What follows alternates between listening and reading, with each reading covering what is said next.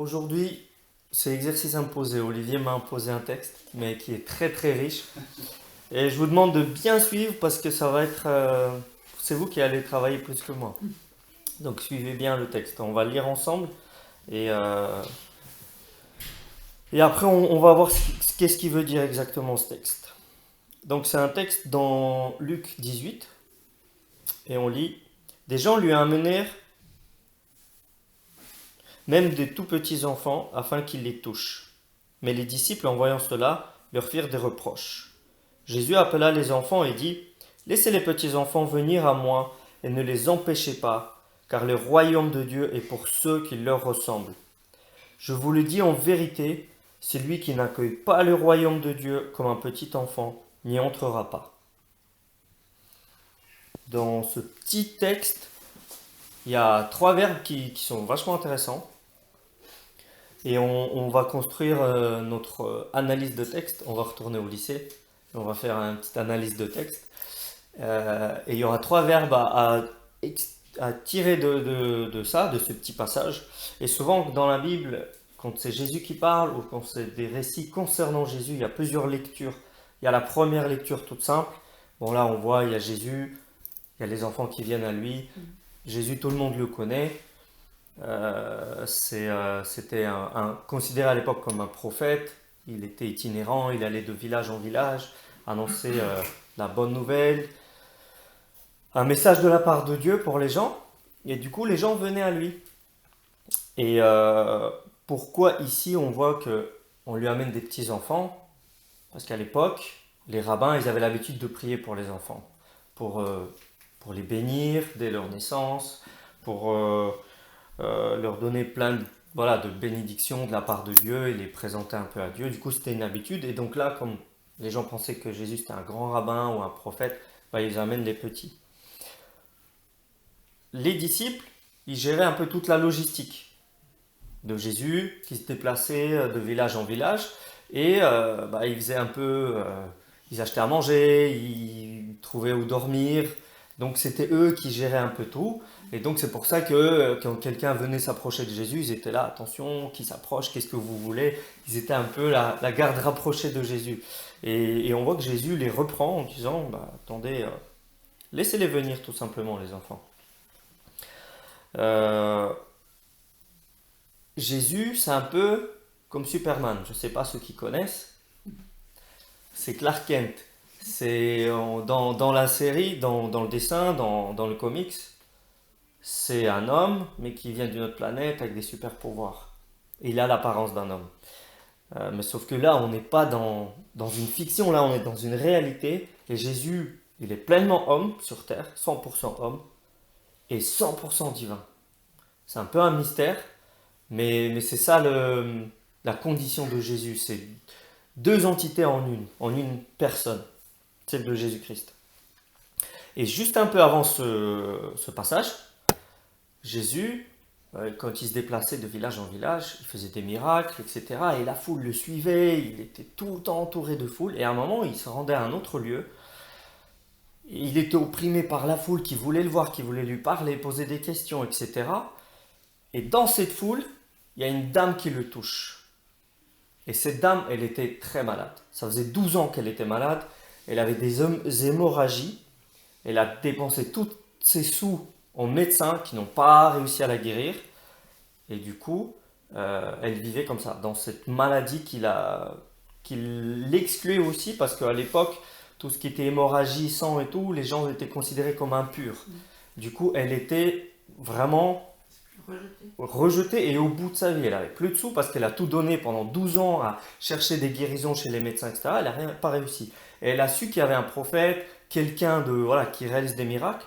Elle s'est faufilée dans la foule, elle a touché un pan de son habit de Jésus, elle a été guérie instantanément. Et là, Jésus se retourne et dit: mais attendez, qui c'est qui m'a guéri? Qui c'est qui m'a touché? Il s'est produit un truc incroyable là, qu'est-ce qui se passe? Et la dame, elle a avoué, et voilà. Et ça, c'était l'épisode juste avant ça. Du coup, les gens savaient que le toucher de Jésus, bah, il avait de la signification. C'était pas juste un simple rabbin. Donc c'est pour ça que la foule se précipitait. On lui amenait même les petits enfants. Donc ça, c'est un peu le contexte de ce texte-là. Et il faut savoir aussi que les enfants, à l'époque, bah, ils n'étaient pas du tout considérés. C'était personne. C'était juste des... Ils étaient méprisés dans le monde gréco-romain, ils étaient vraiment méprisés. Ils avaient ni rang social, ni pouvoir, ils ne pouvaient rien apporter, c'était... Voilà. Du coup, là, on voit qu'on lui amène des enfants, mais dans les mœurs locales, bah, il ne faut pas déranger le maître avec des bricoles. Donc, voilà. Et Jésus reprend ses disciples en disant, non, non, laissez-les venir à moi. Donc ça, c'est notre contexte. Du coup, notre titre d'aujourd'hui, parce qu'il fallait donner un titre, oui, je pense que les plus jeunes vont reconnaître, c'est Venez comme vous êtes. Je pense que les codes graphiques, tout ça, rappellent à plein qu'est-ce que ça veut dire. C'est le fameux slogan de McDonald's. Parce qu'au McDonald's, on vient comme on est. Et ils font toute leur publicité là-dessus. D'ailleurs, gros big up au McDonald's de Jacou, là où je travaille. Et qui n'est jamais allé au McDo? Tout le monde est déjà allé. Comment est-ce que vous allez au McDonald's? Vous ne prenez pas la tête. On y va dans toute simplicité. Quand on a envie, on y va. Ça nous prend l'envie et on y va. Et c'est pas un processus compliqué d'aller chercher à manger à McDonald's, n'est-ce pas? Et on y va comme on est. Et moi, ça me rappelle un épisode quand j'étais étudiant, on était en colocation. Moi, dès mon enfance, j'ai été élevé d'avoir deux habits, on va dire. Ceux de la maison et ceux de l'extérieur. Quand on allait dehors, on se changeait pour aller à l'extérieur. Et quand on rentrait, on se changeait automatiquement. Mettre un truc à l'aise, un jogging, un t-shirt un peu troué. Voilà, vraiment histoire d'être à l'aise et pas, et pas être en jean, etc. Ça, c'est l'éducation que mes parents m'ont donnée. Et j'ai gardé cette habitude même aujourd'hui. Et quand on était en colocation, j'étais comme ça, à l'aise, à la maison, des vieux jogging, des t-shirts délavés, troués, etc. Parce que j'étais à l'aise. Et mes potes ils me disent, viens, on va chercher un McDo. Je dis, bah on y va, et je sors comme ça. Chaussettes, claquettes, mais à l'époque, c'était pas du tout la mode des chaussettes, claquettes. Donc, je sors comme ça, en pouilleux, en gitan, ils étaient là, mais t'es sûr, tu veux pas te changer? Ils avaient un peu honte de moi, et je suis allé comme j'étais, vraiment. C'était dans la toute simplicité. Et, euh, et ça, c'est l'aspect physique. Mais il y a un aspect plus profond dans le texte, parce que les enfants, c'était les êtres les plus insignifiants à l'époque. Et, et qu'est-ce qu'on voit ici, c'est que tout le monde a accès à Dieu. Même ceux qui sont le plus bas socialement, même ceux qui ne se sentent pas à la hauteur, ceux qui ont des charges trop lourdes, ceux qui ont un passé trop lourd, qui se sentent trop sales, ou etc. On voit que même eux, ils ont accès. Et c'est un accès direct. Jésus n'a pas dit, bon, passez par mes apôtres, prenez rendez-vous, etc. Il a écarté tout le monde. Il a dit, laissez venir à moi les petits-enfants. L'accès, il est direct et sans condition, sans intermédiaire. Il n'y a pas de prêtre, de curé, de pape, d'endroit, d'église, de tout ce que vous voulez, tout ce que l'homme peut rajouter, tout ça, on ne le voit pas, il n'y a pas. Jésus, il veut un accès direct et sans condition. Ni personne entre les deux, il n'y a pas d'intermédiaire. Et il dit, venez à moi. Et on vient à Dieu que par Jésus. Donc les enfants viennent à Jésus, donc ils accèdent à Dieu. C'est ça le premier point. Et le premier verbe qu'on va extirper de ce passage, c'est venir. D'où venez comme vous êtes. Venez. Il faut juste venir à Dieu. Il n'y a pas de condition. Mais venir ne suffit pas. Une fois qu'on vient, qu'est-ce qu'on fait? Vous vous souvenez dans le texte? On vient pour devenir. Devenir comme qui? Non, dans le texte, c'était pas ça. Des enfants. Il faut devenir comme des enfants. En tant que père, vous avez vu mes deux filles, pour moi c'est un exemple très parlant. Parce que j'ai des enfants et je comprends la dynamique, je comprends qu'est-ce qui se passe quand Jésus parle de venir comme des enfants. Mais ceux qui n'ont pas eu d'enfants, je pense qu'au moins une fois dans leur vie, ils ont été enfants. Je ne me trompe pas. Oui, normalement. Hein, on est d'accord. Jusque-là, voilà, il n'y a rien de compliqué. Donc, on peut aussi comprendre la dynamique parce qu'on a été enfant. Et là, je vais parler un peu des enfants en général.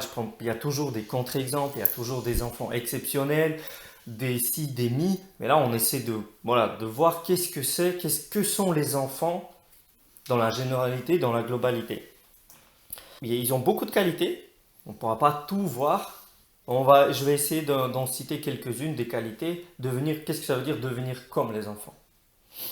Euh, Vous avez quelque chose à l'idée quant à leur qualité qui pourrait nous servir, qui pourrait être remarquable chez les enfants? L'authenticité, Authenticité, bien sûr. la simplicité, Mhm, la vérité. mhm. Les enfants, ils sont... Mais il faut lever le doigt. Ah, t'as raison. Alors à toi. Vas-y. Spontanéité. Voilà, Spontanéité. exactement. Vas-y. Il y en a plein. Il y a vraiment la liste, elle est incroyable. Elle est longue et moi j'ai retenu quelques points, dont la sensibilité. Ils sont sensibles aux autres, à leur environnement. Ils sont très sensibles même, les enfants. Très sensible. Ils sont sensibles à la nature. Donc l'écologie c'est bien. Les verts, allez les verts. Ils sont contemplatifs dans cette simplicité.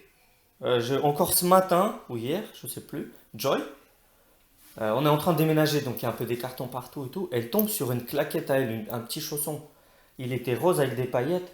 Elle l'avait oublié parce que ça lui va plus, donc c'était il y a quelques années. Elle le regarde, elle dit waouh, il est trop beau. Ils sont contemplatifs pour un rien, ils sont simples et voilà, ils sont contemplatifs, admiratifs. Et ils n'ont pas eu encore le temps de construire des barrières intérieures, de se protéger des carapaces, parce que j'ai vécu ci, parce qu'on m'a blessé, parce que du coup, ils n'ont pas eu le temps de faire ça. Ils sont dans la simplicité. Ils aiment la vie, ouais. Exactement. Et Dieu nous demande d'être sensibles aux autres, à nos prochains, d'être sensibles à lui, à son existence, à sa création, à contempler et admirer tout ce qu'il fait chaque jour pour nous. C'est ça aussi qui nous appelle. Quand il dit soyez comme les enfants, voilà qu'est-ce que ça veut dire concrètement. D'être présent. Il y a un autre, c'est la simplicité.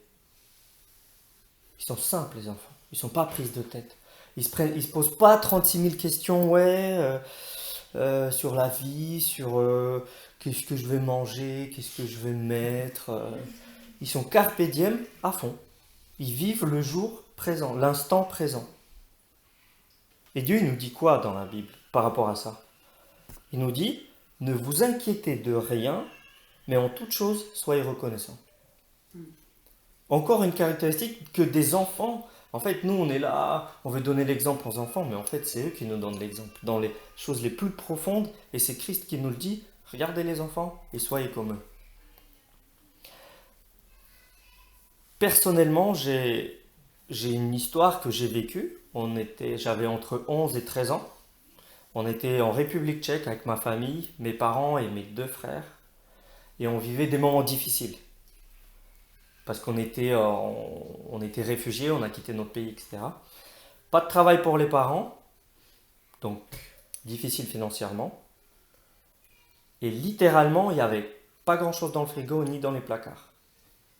Mon père allait des fois pêcher au lac pour qu'on puisse manger. Aller chercher quelques pommes de terre sur le champ pour qu'on puisse manger. Mais c'était la nuit, etc.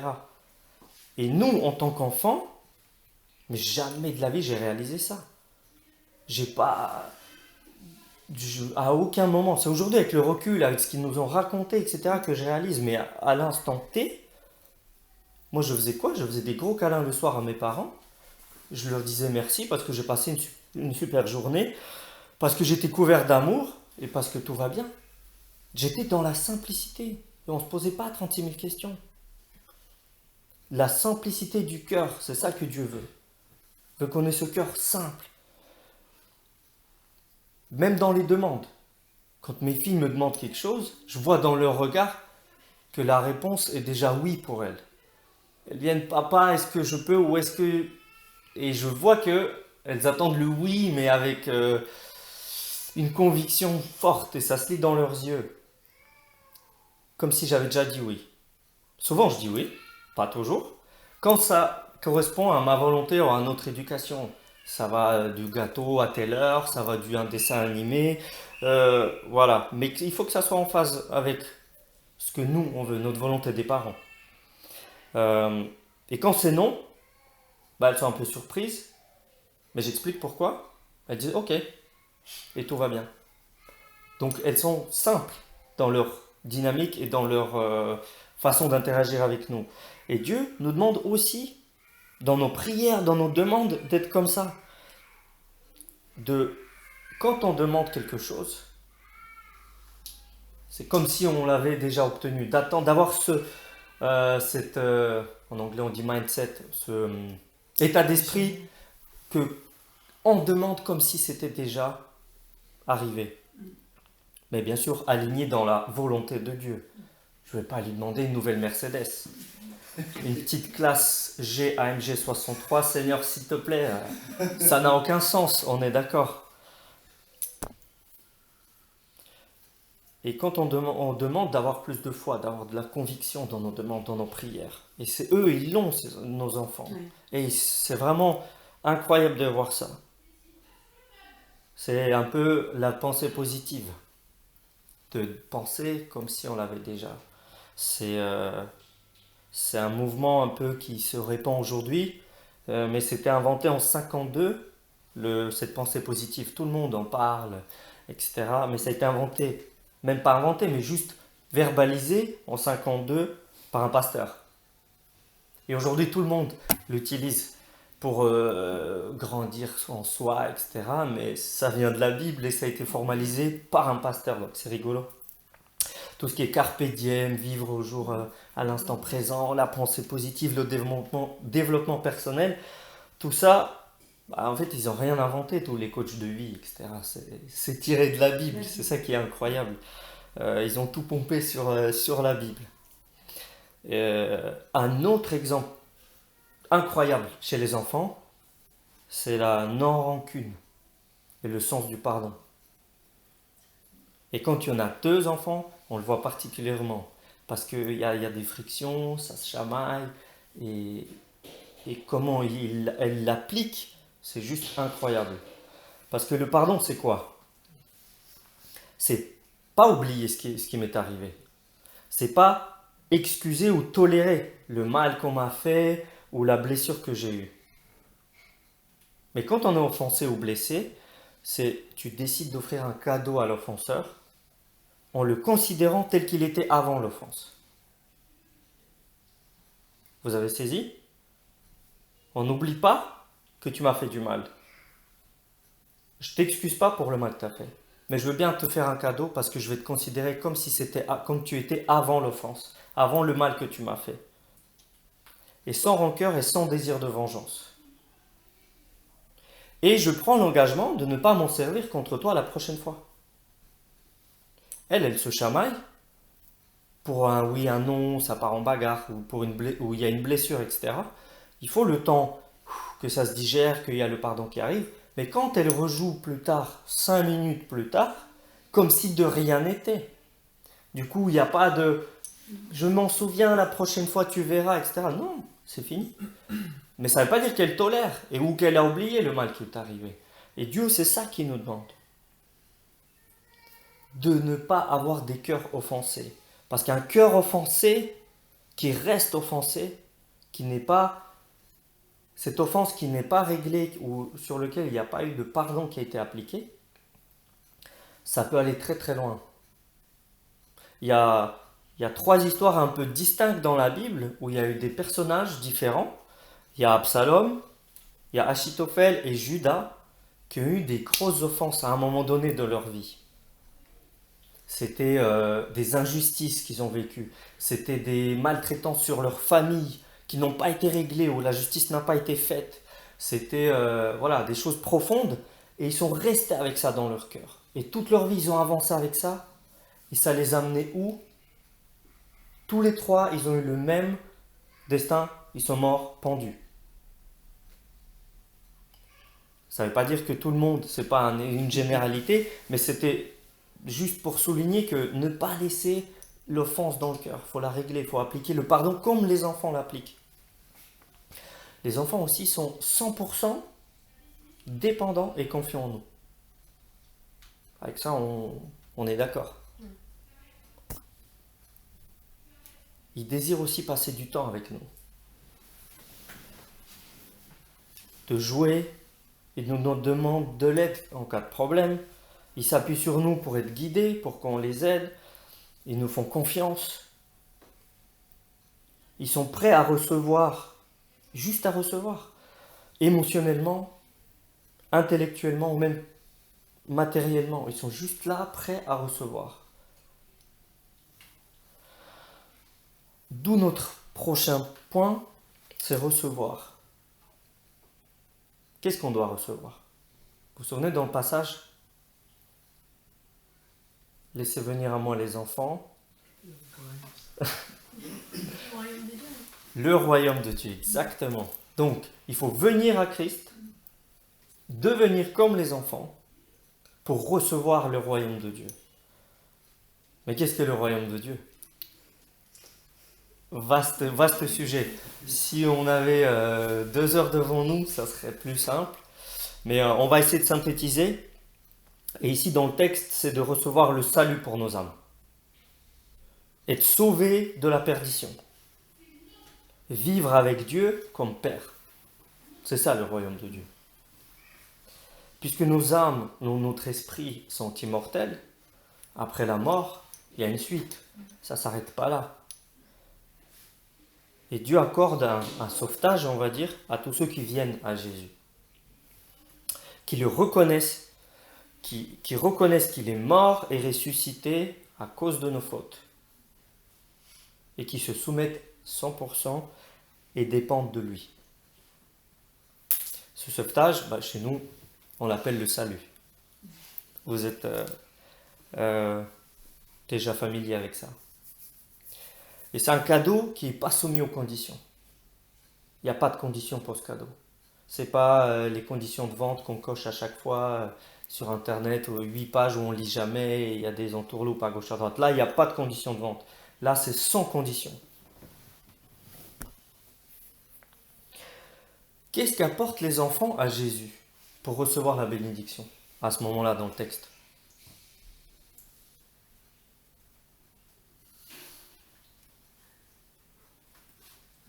Rien.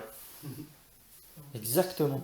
Ils n'apportent rien et pourtant ils reçoivent en retour l'amour, la bénédiction, la compassion de Jésus. C'est pareil pour nous. Il n'y a rien que nous pouvons ou que nous devons faire ou apporter à Dieu pour recevoir son amour ou sa bonté, sa bénédiction, sa grâce. Jamais ça dépendra des capacités humaines. L'amour de Dieu se reçoit, il ne se mérite pas, il ne s'obtient pas par nos actes. Pourquoi est-ce que moi j'aime mes filles? Est-ce que c'est pour ce qu'elles m'apportent? Pour ce qu'elles font à la maison, la vaisselle, le ménage, elles vont au travail, elles m'apportent des sous, etc. Est-ce que c'est pour ça que je les aime? Parce qu'elles font des bonnes actions? Non? Est-ce que je les aime plus quand elles sont sages? Non plus, je suis content. Ça joue sur sur ma joie ou voilà, sur mon énervement, certes, mais sur mon amour, ça ne change pas. Je les aime tout simplement, pas parce qu'elles sont dans le faire, parce que c'est mes filles, c'est pour ça que je les aime. Et c'est exactement pareil avec Dieu. Aucune de nos actions ne peut influencer l'immensité de son amour sur nous. Et c'est pareil pour l'obéissance. J'en ai pas parlé de l'obéissance des enfants, parce que voilà, il y a plein de points, mais l'obéissance c'est exactement pareil. Est-ce que mes filles m'obéissent pour être aimées? Non. Ou est-ce que c'est parce qu'elles sont aimées qu'elles obéissent? La différence est énorme.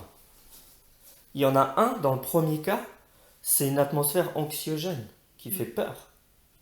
Parce que, est-ce qu'ils vont m'aimer assez, mes parents? Qu'est-ce qu'il faut que je fasse de plus pour obtenir la faveur, etc. C'est juste fou de penser ça, que parce qu'on fait quelque chose, Dieu va nous aimer. Bon, c'est horrible comme atmosphère, je trouve, si on y pense profondément à ça.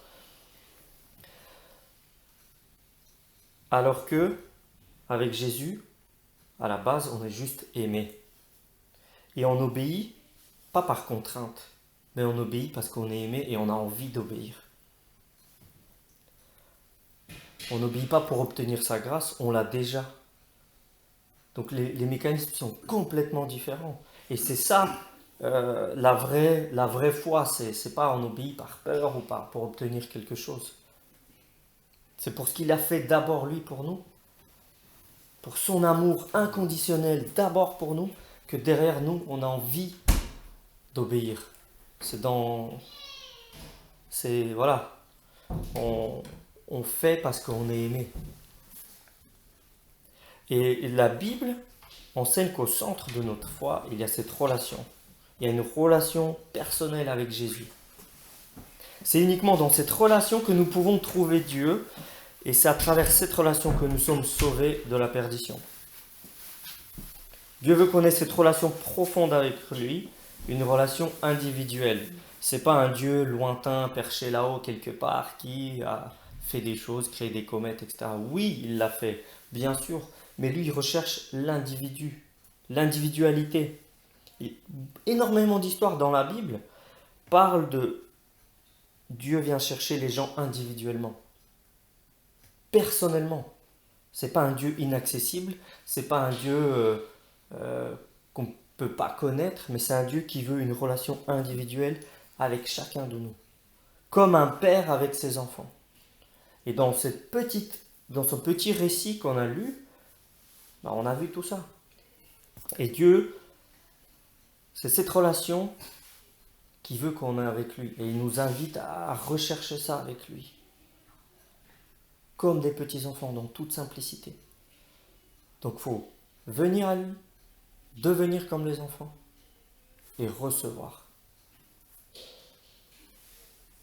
Merci.